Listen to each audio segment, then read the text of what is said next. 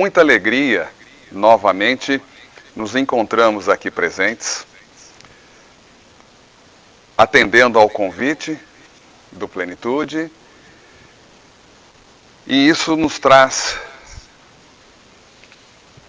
um momento de reflexão muito gostoso, pois nos sentimos em casa.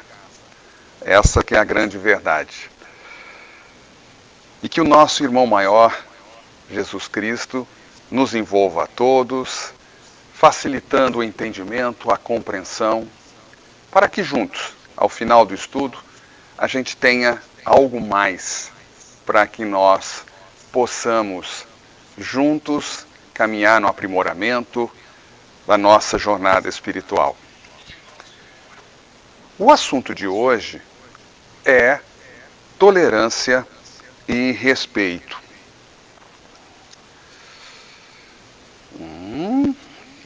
Eu já fiz alguma coisa de novo, será? Não é possível. Pode ser porque se eu toco aqui, eu atrapalho. Tolerância e respeito. A tolerância é uma mensagem basilar para o bom entendimento entre as criaturas e, consequentemente, entre as nações. É muito comum, nos dias atuais, deixarmos os nossos instintos, atitudes de natureza inferior, aflorar, tornando-nos intolerantes.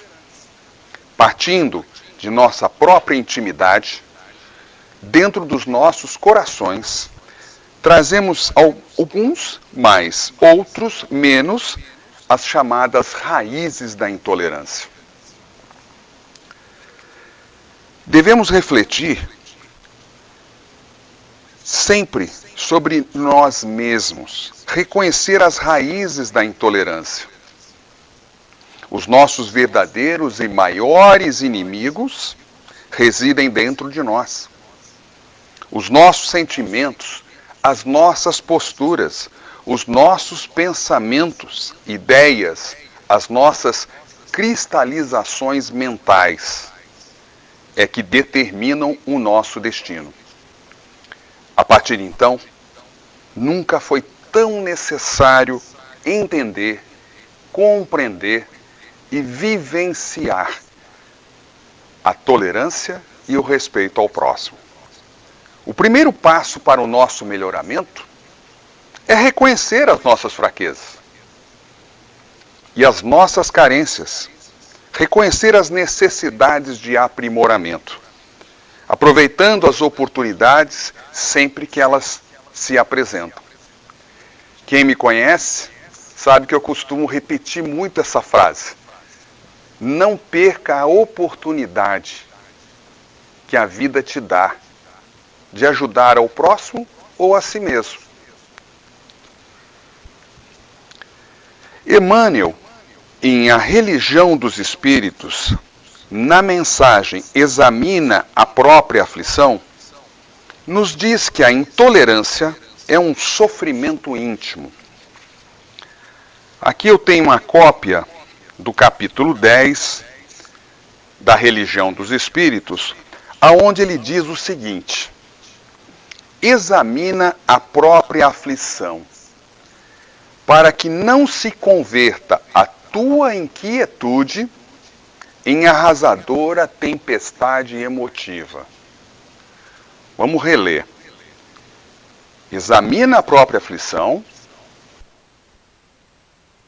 converta em inquietude a tua inquietude em arrasadora tempestade emotiva. Por exemplo, sabe quando a gente chega no aeroporto e a gente está um pouco atrasado, tem aquela fila enorme na nossa frente e a gente começa a ficar aflito. E essa aflição começa a se converter no que Emmanuel fala em inquietude. Aí se torna perigoso, arrasadora como diz, arrasadora tempestade emotiva. Ali aflora toda a nossa intolerância. Qualquer coisa que aconteça a partir dali pode desencadear um momento em que nós vamos nos mostrarmos mais intolerantes. Vejamos então qual é o significado de tolerância. Do latim tolerantia, do verbo tolerare, que significa suportar. É uma atitude de respeito aos pontos de vista dos outros e de compreensão para com as suas eventuais fraquezas. Quem está nos dando essa definição é o dicionário.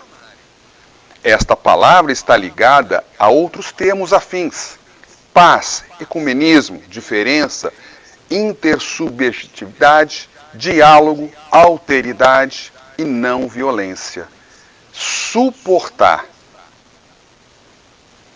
é uma atitude de respeito aos pontos de vista dos outros. Dalai Lama nos diz o seguinte, que na prática da tolerância, um inimigo é o nosso melhor professor. Que profundo, que verdade, né?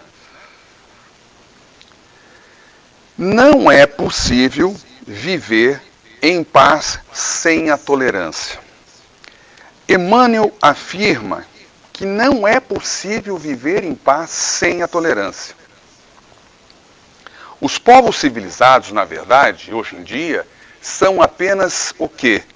Esclarecidos, porque ainda não prevalece a convivência fraterna.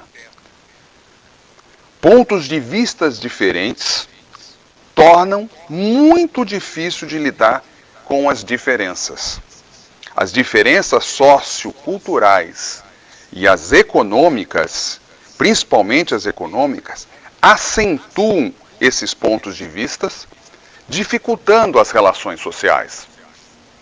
Vivenciar as outras culturas ou grupos ajuda muito a melhorar o entendimento, ajuda-nos a sermos mais tolerantes. Nós, e esse grupo que nos assiste nesse momento, a grande maioria, imigrantes, que aqui chegamos, tivemos a oportunidade de vivenciar uma nova cultura. E isso facilitou muito ao desenvolvimento da tolerância. Porque nos apresentado, desvelado uma cultura diferente, onde a paciência, a tolerância se mostra necessária a cada momento. No simples ato de você comprar determinado objeto, você sente que o seu tempo vai chegar. Quando chegar esse tempo, você vai ser muito bem atendido. Mas se você interromper, se você cruzar este momento, você vai ver que algo está errado, principalmente na tua atitude. É muito comum, ao se discordar de algum aspecto diferente sobre algum assunto, nós desqualificarmos o próximo, na tentativa de ironizá-lo, diminuindo. Quanto mais aumenta a nossa intolerância, mais severa vai sendo a nossa ação contra o diferente, aumentando a diferença e a violência social. A criação divina é um espetáculo da diversidade. Poderíamos também dizer do diferente, consequentemente de sentimentos diferentes. Cada um dessas fotografias, desses rostos, representa para nós características únicas desses indivíduos que nasceram em localidades diferentes, que experienciaram diferentes oportunidades nas suas vidas, alguns mais jovens, outros mais velhos. Essa diversidade é uma oportunidade que nós temos de nos aprimorar. A beleza da vida é a riqueza desses relacionamentos que a gente pode ter.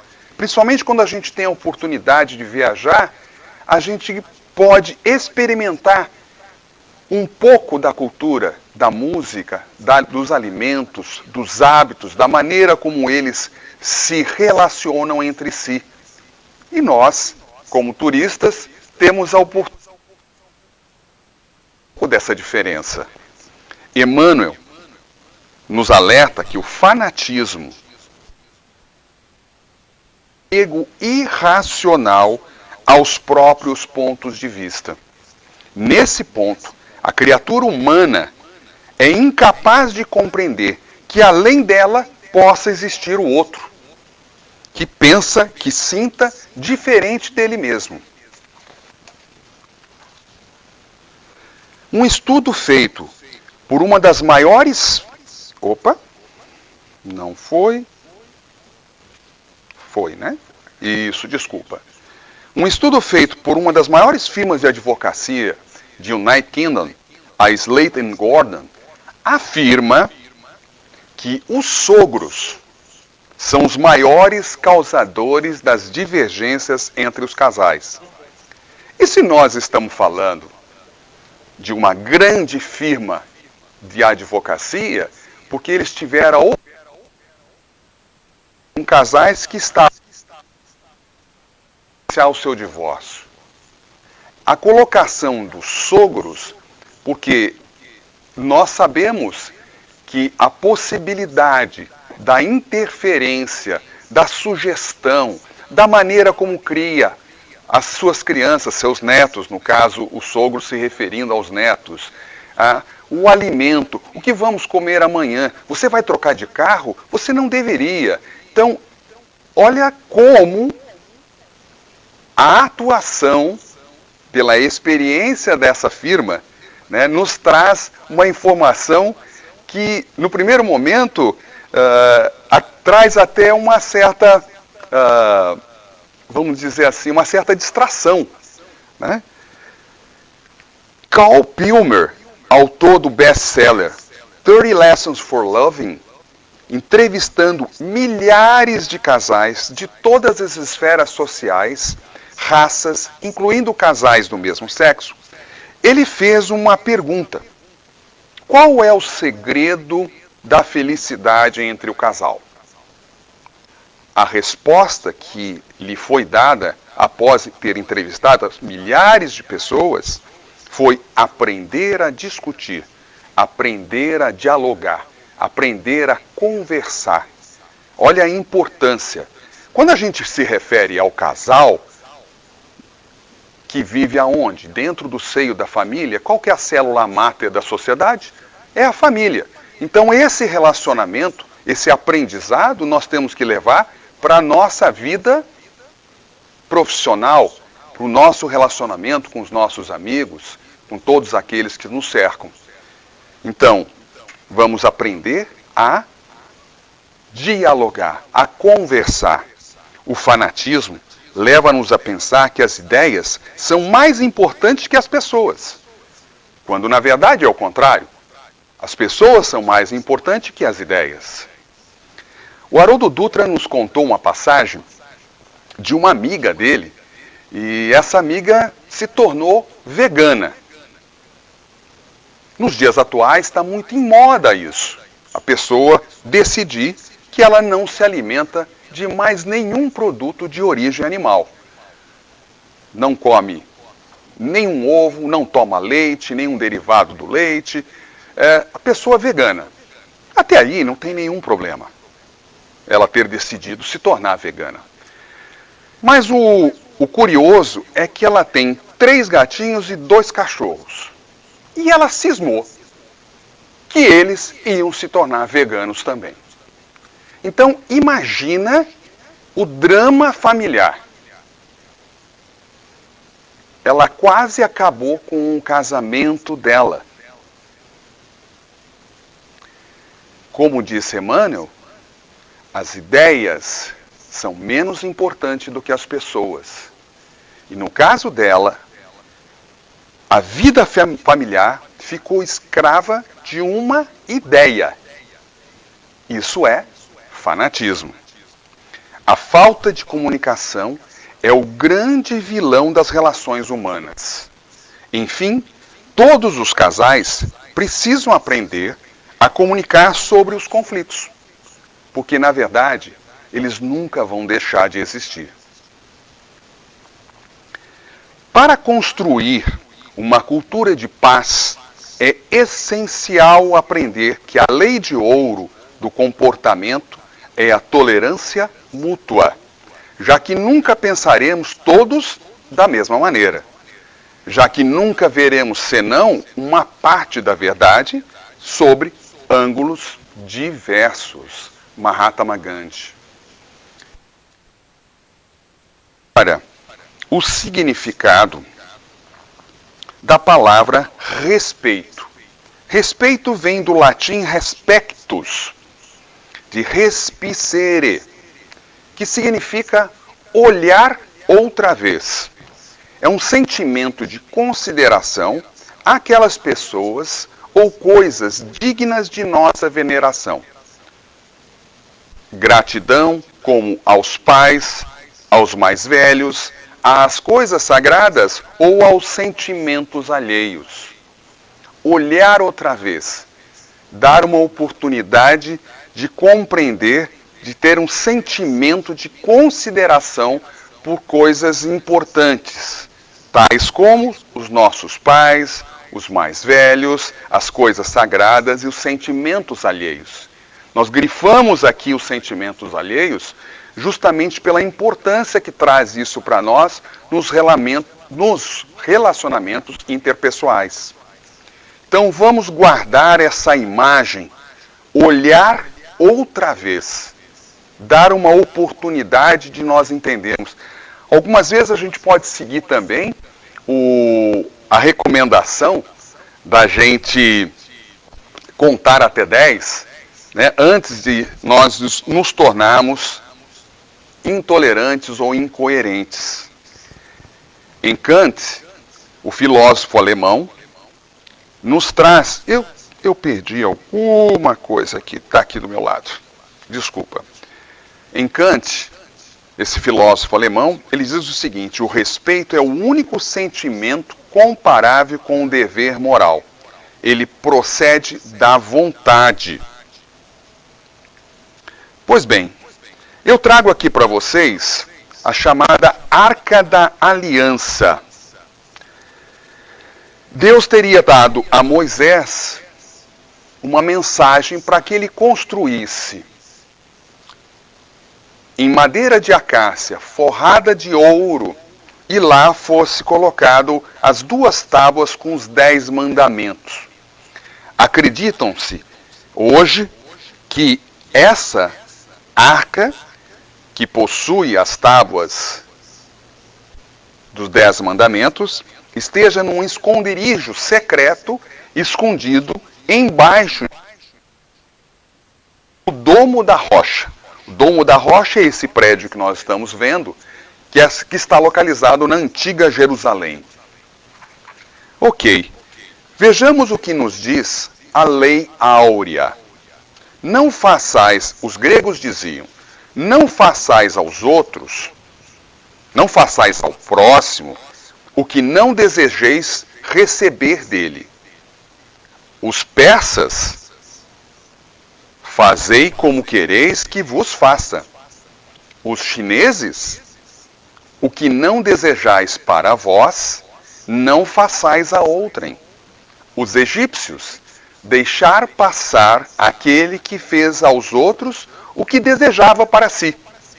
Os hebreus, o que não quiserdes para vós, não desejeis para o próximo. Os romanos, a lei gravada nos corações humanos é como a si mesmo. À frente, nós vamos estudar agora as diferenças entre tolerância e respeito. E olha o que nos fala. A tolerância obriga a respeitar a regra de ouro. não façais aos outros o que não queres que façam a ti. Mas nesse sentido, estamos perante uma ética do dever, que se limita a evitar o mal aos outros. Trata-se de uma polaridade meramente passiva.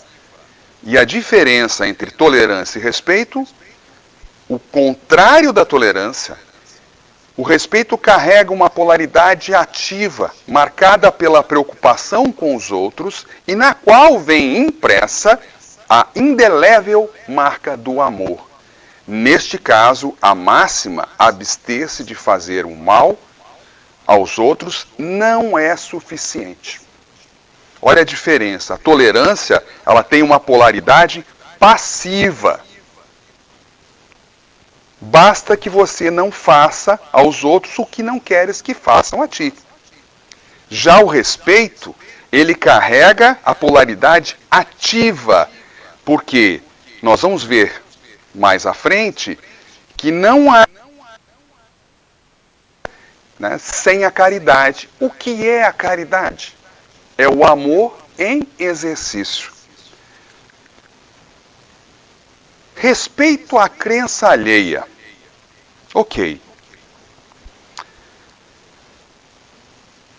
Na questão 839 do Livro dos Espíritos, na parte 3ª das Leis Morais, capítulo 10 da Lei da Liberdade, encontra-se a liberdade de consciência.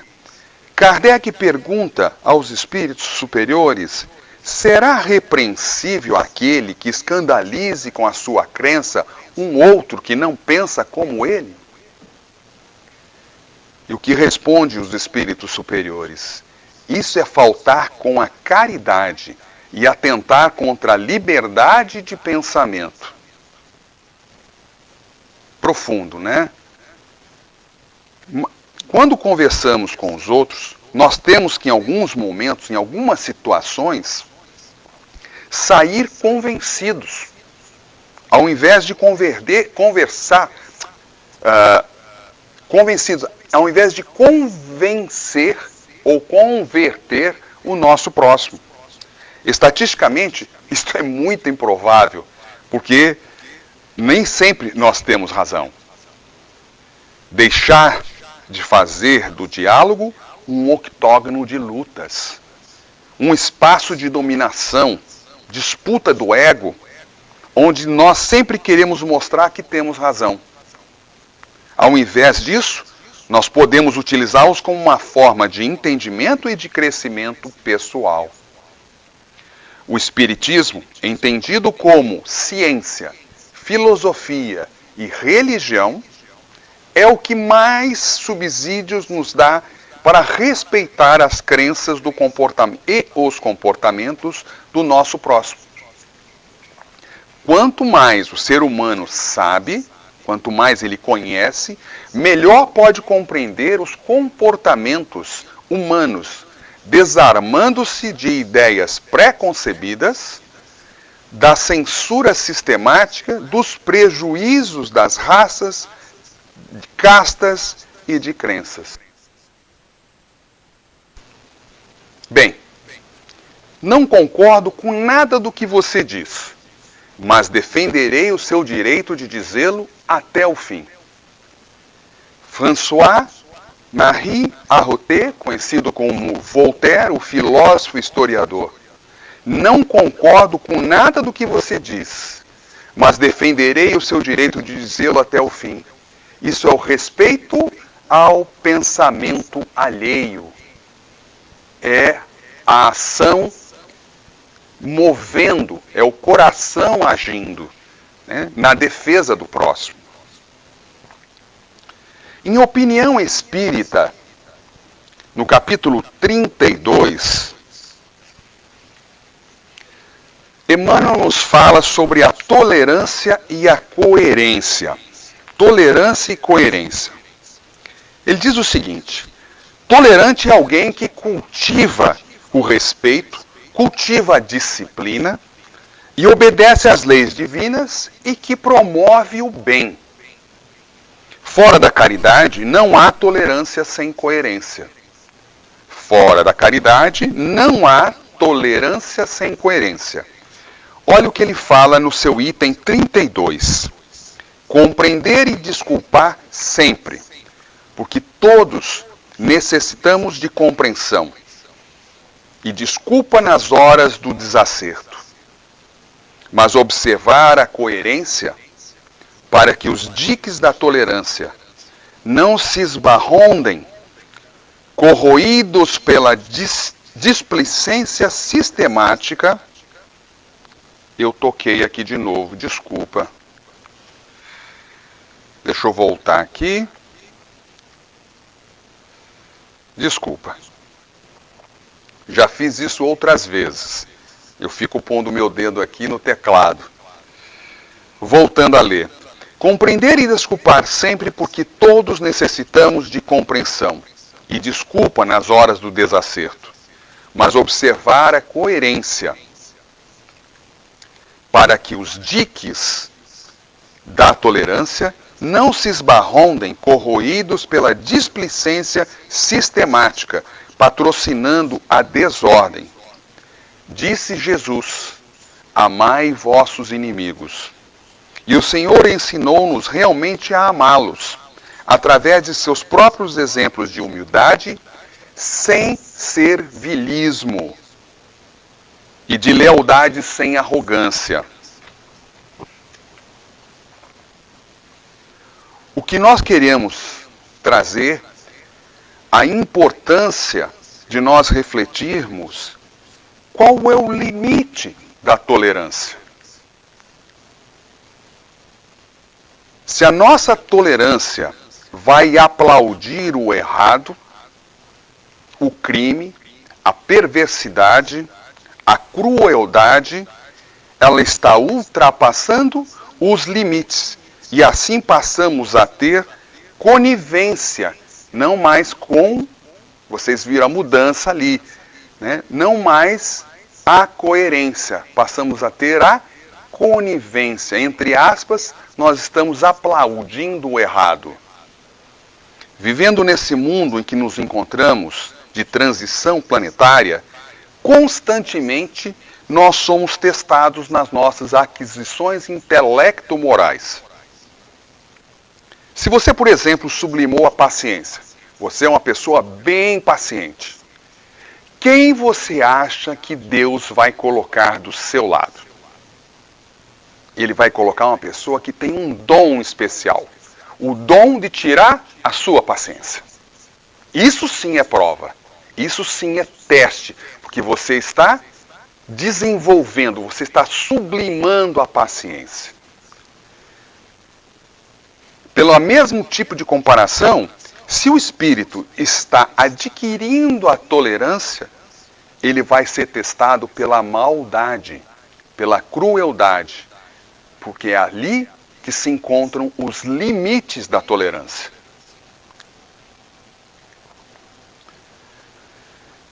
Quando nós tivermos dúvida de como agir, vejamos o que diz. A sua vida sempre será o que você esteja mentalizando. Em razão disso, qualquer mudança real em seus caminhos virá unicamente da mudança de seus pensamentos.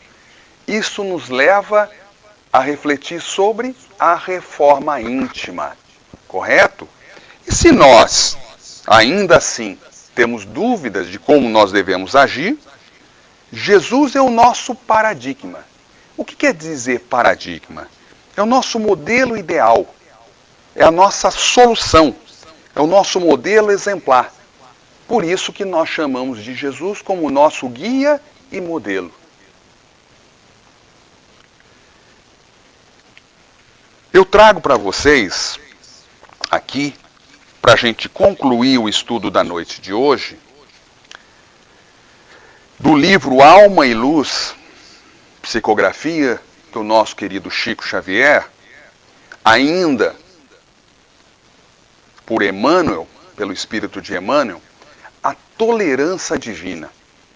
Muitas vezes a gente é questionado das atitudes de Deus.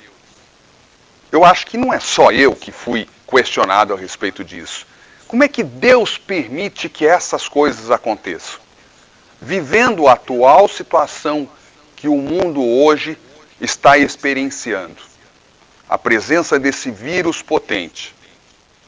Como é que Deus permite isso? Eu vou ler então, me permitam a leitura do capítulo 18 de Tolerância Divina. Ouvem-se as opiniões mais disparatadas no que concerne ao perdão e à tolerância de Deus. Aprendizes levianos, a todo instante, referem-se ao problema com mais infantilidade que espírito de observação e obediência. São raros os que compenetram da magnitude do assunto. O perdão divino jamais será entendido no quadro da preguiça, do egoísmo pessoal ou da inconstância da criatura. As palavras do Mestre na cruz oferecem um roteiro de pensamento profundo nesse sentido. Perdoa-lhes, Pai, porque não sabem o que fazem. Representa uma sentença básica da responsabilidade que o assunto envolve em si mesmo. Mais à frente, ele diz o seguinte: o mestre compreendia que não se deve invocar a tolerância de Deus sem razão justa, como nunca se abusa de um pai abnegado e carinhoso. Se a gente pensar em Jesus, há aqueles que falam que Jesus era bonzinho. Jesus não era bonzinho. Jesus era bondoso, era justo, mas com critérios.